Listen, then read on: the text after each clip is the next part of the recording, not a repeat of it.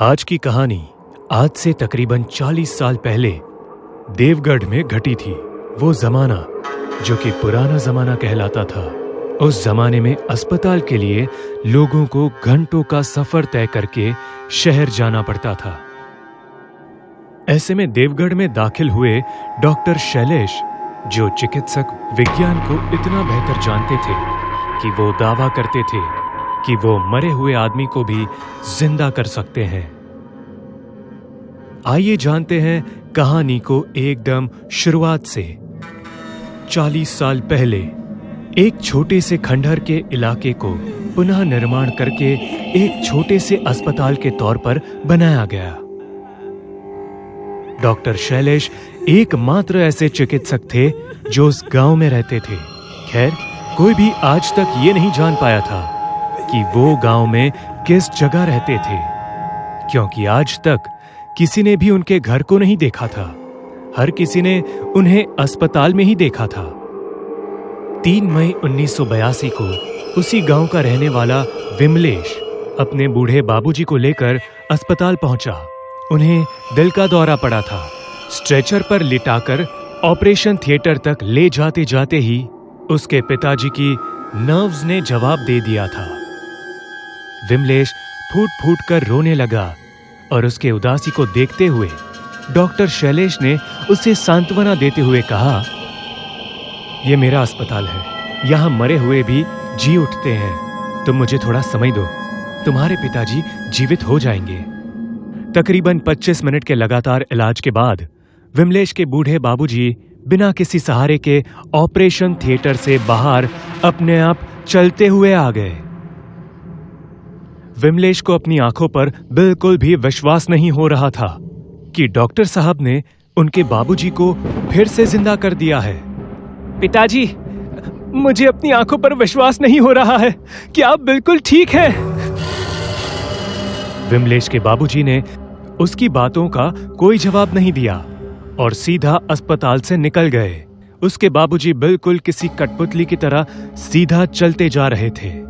विमलेश को अपने बाबूजी का यह व्यवहार बहुत अजीब लगा। यही बात उसने डॉक्टर से पूछी।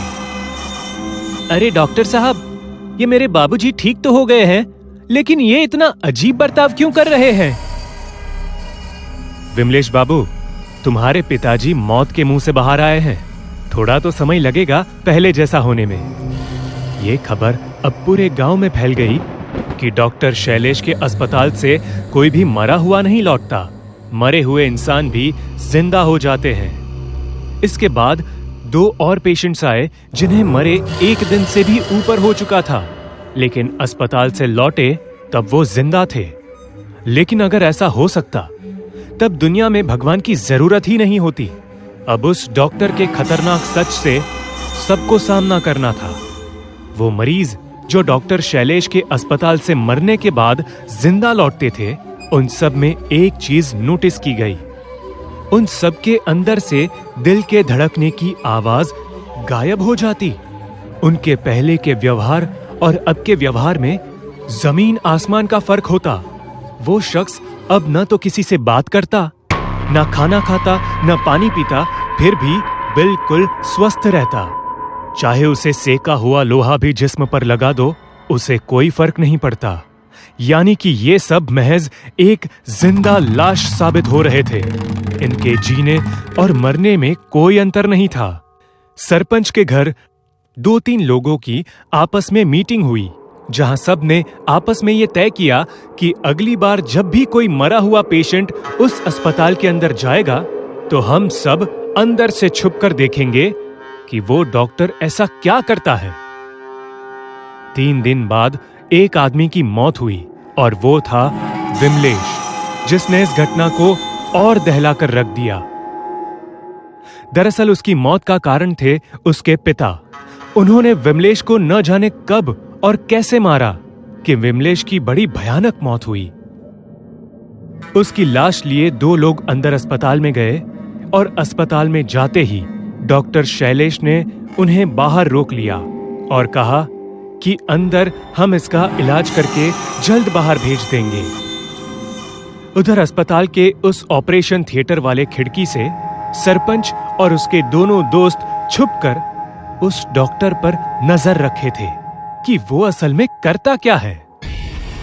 तभी उन्होंने देखा कि वो डॉक्टर शैलेश कमरे को बंद करने के बाद एक बैताल के रूप में आ गया, जहां उसके दांत भी उसके मुंह से बाहर आ गए। उसने शैलेश की छाती को फाड़ा और उसमें से दिल निकालकर खाने लगा। वो बड़ी बेरहमी से विमलेश के दिल को खा रहा था और बाद में उसकी छाती को टांके मारकर सिल दिया। और तभी वो डॉक्टर एक मंत्र पढ़ने लगा। भूतो सती नरमिता आत्म्या मिलना कर्मठ, मौत का संदेश। तभी एक और प्रेत वहां आकर्षित हुआ और वो विमलेश के शरीर में घुस गया और विमलेश उठ खड़ा हुआ। खिड़की से झांक रहे लोगों को उस डॉक्टर के भूत के बारे में पता चल चुका था और यही कारण था कि वो दूसरी भटकती आत्मा को शरीर प्रदान करता और उनमें से दिल निकालकर खा जाता। यही कारण था कि जो लोग उस अस्पताल से जिंदा होकर लौटते, उनके सीने से दिल के धड़कने की आवाज नहीं आती, क्योंकि असल में तो दिल मौजूद ही नहीं होता। पूरे गांव को बताने से अच्छा उस सरपंच और उसके दोनों दोस्तों ने यह फैसला किया कि वो इस नर्क की जड़ यानी इस अस्पताल को ही जलाकर खाक कर देंगे, जिससे गांव के कई मासूम तबाह होने से बच जाएंगे। इसके बाद सरपंच और उसके दोनों दोस्तों ने उस अस्पताल के चारों तरफ मिट्टी के तेल का छिड़काव कर दिया और आग लगा दी। उस डॉक्टर की भी तेज चीखें गूंजी और कुछ ही घंटों में वो अस्पताल और डॉक्टर का भूत दोनों जलकर खाक हो गए। इसके बाद से सब कुछ ठीक तो हुआ, लेकिन वो अस्पताल श्रापित माना गया और आज भी उस अस्पताल की दीवारों पर चिड़िया तक नहीं बैठा करती।